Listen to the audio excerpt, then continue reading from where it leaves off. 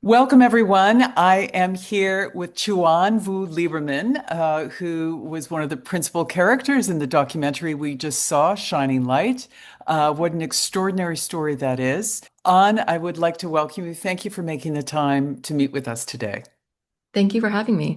So I just watched the film again, and now I'm left with even more questions, which is a good thing, I guess. You leave people wanting more, wanting to know more about you and your life and other things that happened.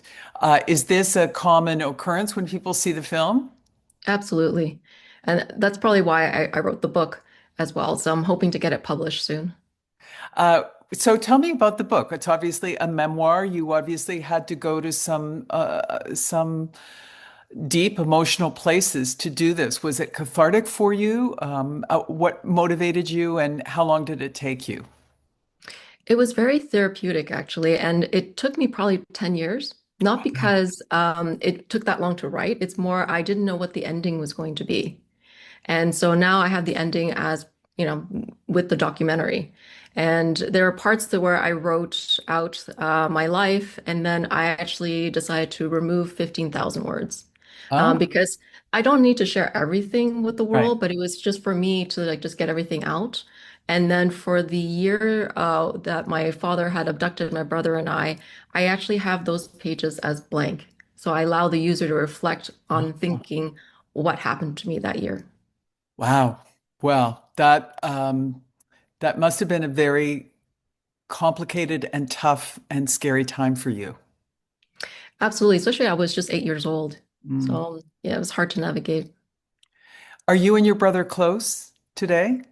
Well, physically we are not. He's all the way in Singapore, and I'm in Orange County. We're close in the sense that if we ever need each other, we're always there for one another. So he was really great to me. When I was going to school in New York, or even after I graduated, he always helped me financially. Like he'll send me $200 a month or whatever, just because they pay you so little in the beginning, and New York is just so expensive. So he's always been a great brother to me.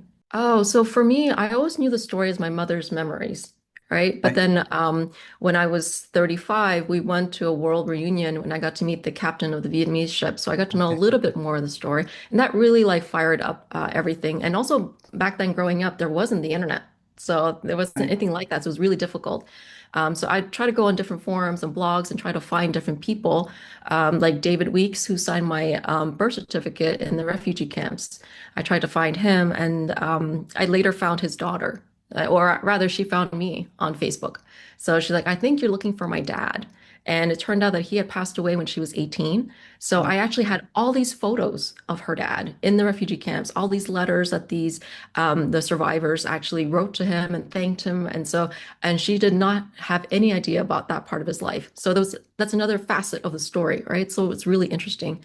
And then at 45, that Howard Jones, the Royal Air Force crewman in the second helicopter who took right. pictures of the Right. rescue, he was there to airlift a lady with a burst appendix. They were only lifting out the critically ill. Right. So it was myself, my family, and then that lady with her relative.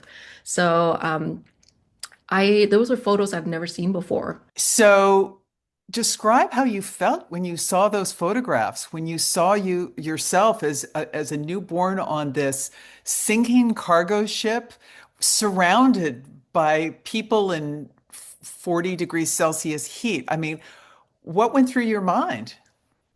Well, there was one famous photo that was in all the newspapers. It was the picture of my mother holding me, my brother, who's 2 years old, at her feet.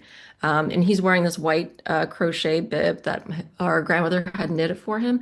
And I always thought those boots were soldier boots, but they're actually the boots of pilots or the Oh, Royal Air Force crewmen. So that was interesting for me. And then also seeing all the pictures that I've never seen before. One of them is actually my father holding me. That's the very first photo that I have of my father holding me coming off the helicopter. At first, people thought it was like my mom. You can't tell because it's like you don't really see his face and you just see some hair. right. But you can see like the outfits are different. And so I just realized I was like, oh wow, that's actually my dad. And actually, Howard, who took the photo, we both came to that same realization at the same time. So, Huh. and then seeing that picture of the little white dot underneath the helicopter was actually the helmet of the pilot that held me. Um, and his name was Tim Bailey. And back then, they didn't have any baby carriers. So Right. he literally held me like this. And he held me so tightly that later in the hospitals, when he did x-rays, my shoulder blades were actually bent into U shapes, because he was so worried about like dropping me. Right, of course. So, And your yeah. bones were so bendable back then. Yeah. And what about when you saw the picture of your mother climbing with a rope up the side, at 9 months pregnant, up the side of the cargo ship?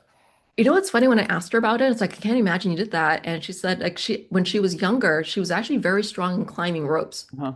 So that was really interesting to hear. But I can't imagine being 9 months pregnant and doing that. And then also the adrenaline and the fear and not having eaten or had anything to drink for, several days. So So it's just incredible.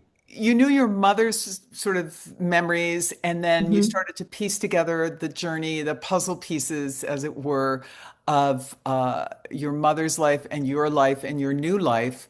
Um, what was that journey? What has that journey been like for you? How has it shaped you as a person? I People talk about there was a study about in utero trauma. Mhm. There was a study about mice where they were given an electric shock and then the scent of peppermint.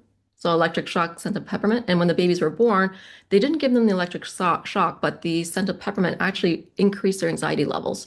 And I Mhm. always wondered that did I inherit any of that in utero trauma? But I also like to think that I inherited my mother's grit because that has really helped me in my life.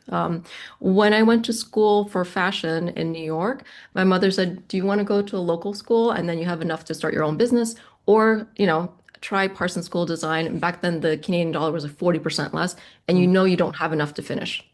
And I was determined to finish. So every single year, I gained another scholarship and another one and another one. And at the end, I graduated with 10 scholarships and I won the Golden Thimble.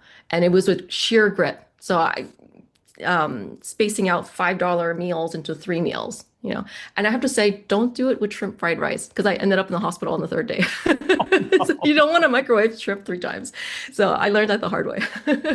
So, where did your passion for fashion come from? Was that a kind of escapism? Was it an innate talent that you've always had? Where did that come from?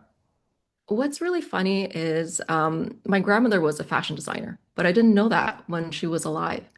And I feel, and it sounds really strange, I feel closer to her after she passed away than when she was actually alive. And so when I was young, I just did my own patterns just intuitively on my own. I love to sketch, but I always thought I'd go to New York for advertising. And so, but when I was going to school in Marianopolis, my mother said, okay, during the summer, you have to either work or take a class. I'm like, oh, I'm taking a class. And so I took a class at LaSalle just for like fashion illustration. And it just ignited something in me. And it's like, okay, this is it. I'm doing this so much. Thank you for being with us today. We really appreciate it, and best of luck. I look forward to reading your book when it's published and learning more. I appreciate it. Thank you for having me. All Thanks, right. Megan. Take care.